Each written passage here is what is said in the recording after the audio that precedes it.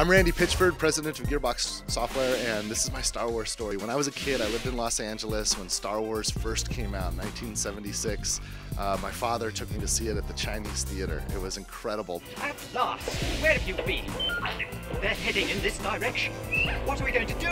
The next day, when my dad picked me up as a kid from school, he had some action figures for me. He had a C-3PO, an R2-D2, and Luke Skywalker, and I think a Stormtrooper. And man, this just took it to a whole new level because I'd seen the film, but now I was able to play with the toys. But you know, I didn't have a Darth Vader. I always wanted a villain. I needed that villain action figure. Well, there was this kid at school that had a Darth Vader action figure, and apparently they were pretty rare.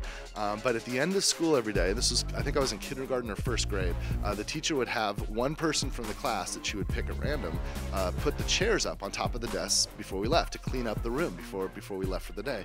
And this kid with the Darth Vader figure was chosen, and he didn't want to do it. So he decided what he was going to do is offer up his Darth Vader figure to the kid that would put the chairs on all the desks and do the work for him. So of course I rushed at that, but my stepbrother, same exact age, we're in the same class, he did the same thing. So the kid said, let's have a contest.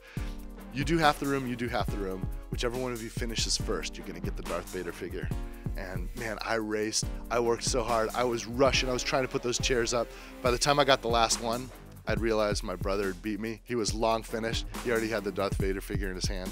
And to this day, I am still jealous and envious that my brother beat me and he got that Darth Vader figure. That's my Star Wars memory.